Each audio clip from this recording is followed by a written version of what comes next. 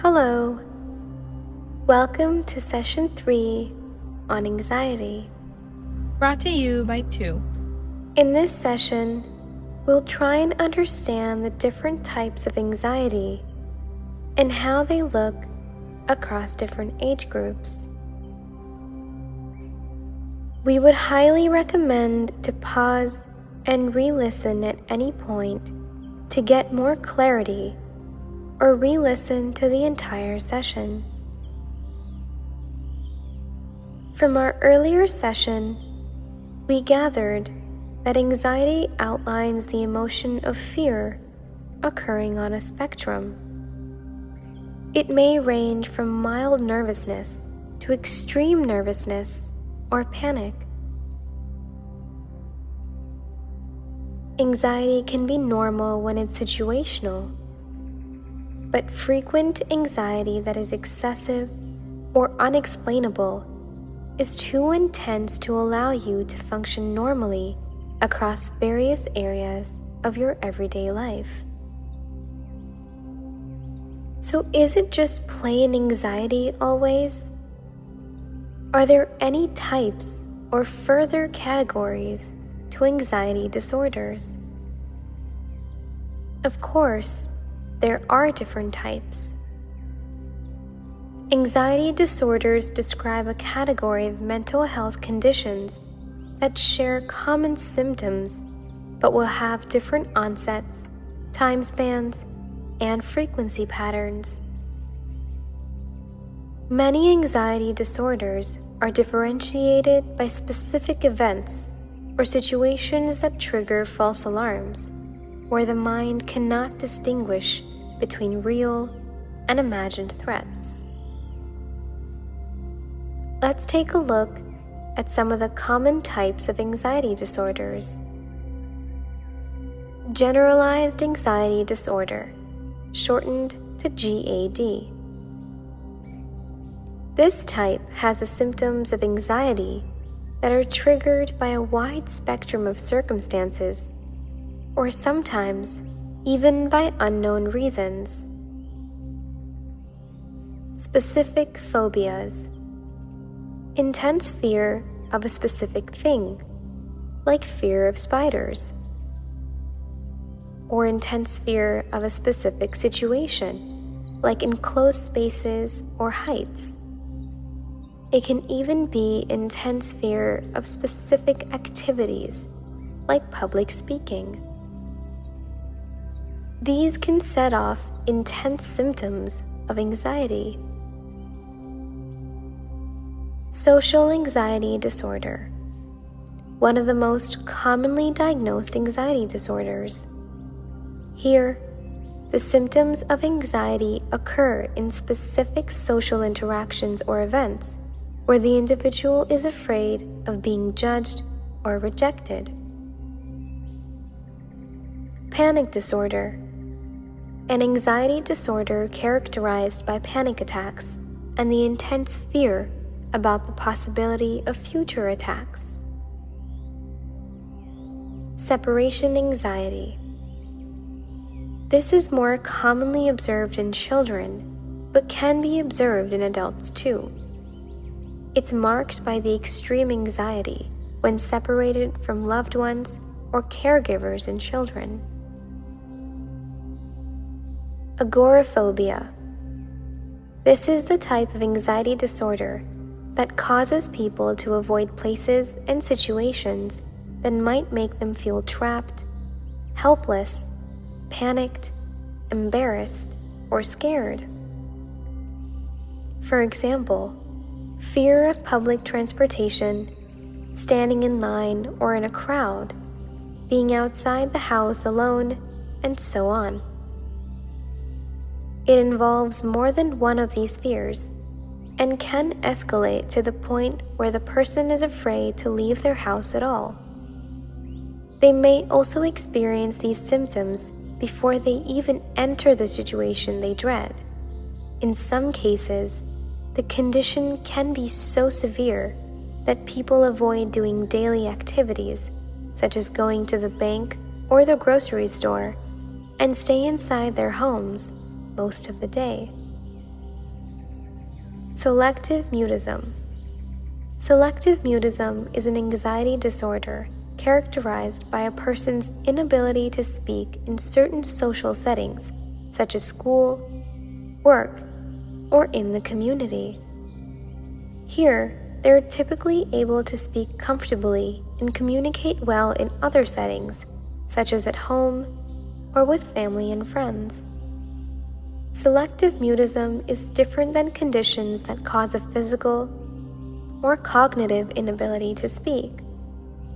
People with this condition are able to talk, but they find it difficult due to anxiety. For this reason, selective mutism is often defined as an anxiety disorder. Substance or medication-induced anxiety.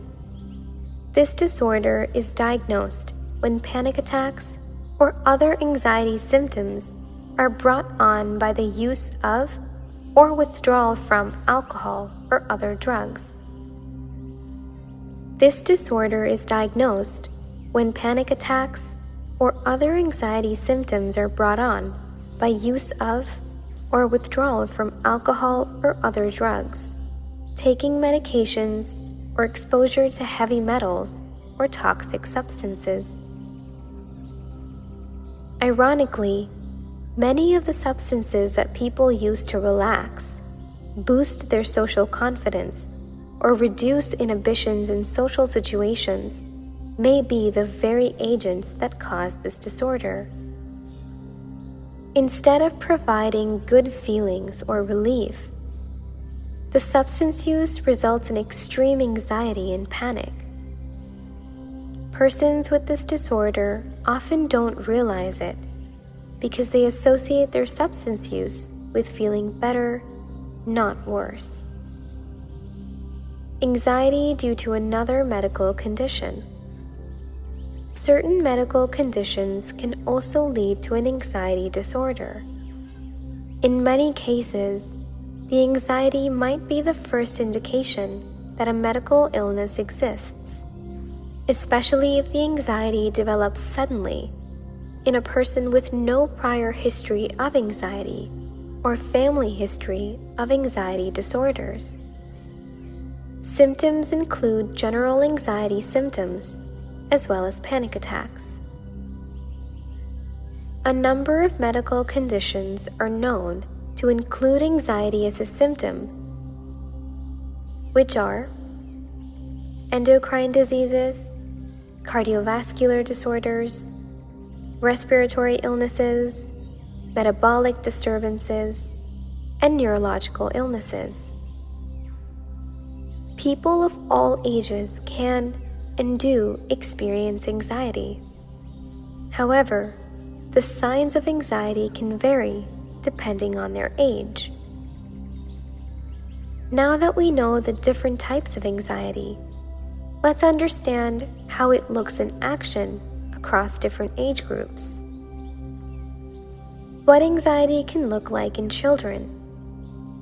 Younger children can't always describe their emotions, so physical symptoms of anxiety are common, like complaints of stomach and headaches or chest pains.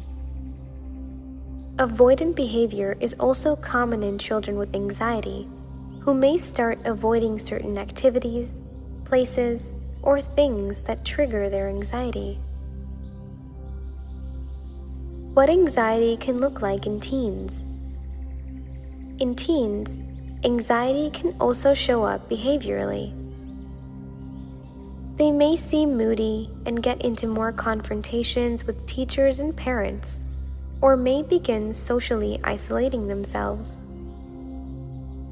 Parents of anxious children and teens may notice that their grades are dropping, or hear from teachers that their child is less focused in class. Changes in sleep and eating patterns may also indicate an underlying anxiety disorder. What anxiety looks like in adults. Not all adults will experience anxiety in the same way, and it's often overlooked or attributed to other factors. Some people experience more physical symptoms, like a racing heart, upset stomach, muscle tension, and migraines, while others struggle with overthinking or worrying too much. Many adults will confuse their anxiety as stress, not recognizing how consistent, frequent, or severe their symptoms have become. Anxiety in older adults. Anxiety in older adults often goes undetected. Sometimes it can be masked or overridden by more pressing physical ailments, and other times, seniors will deny feeling anxious to avoid loved ones from becoming overly concerned or burdened. In some cases, anxiety in older adults surfaces as increased concerns about safety, security, health, or even the larger society. Other times, it becomes apparent when a person changes their routine and uses avoidance coping to stay away from certain situations, or becomes overly concerned with precautionary measures that seem excessive. If you or someone you care about is concerned about a potential anxiety disorder, seeking professional treatment is highly recommended. Psychologists, counselors, social workers, and other licensed professionals can help people explore options to treat and manage their condition. Thank you for being with us for this session. Tune in to our next one, where we talk about false alarms or triggers of anxiety.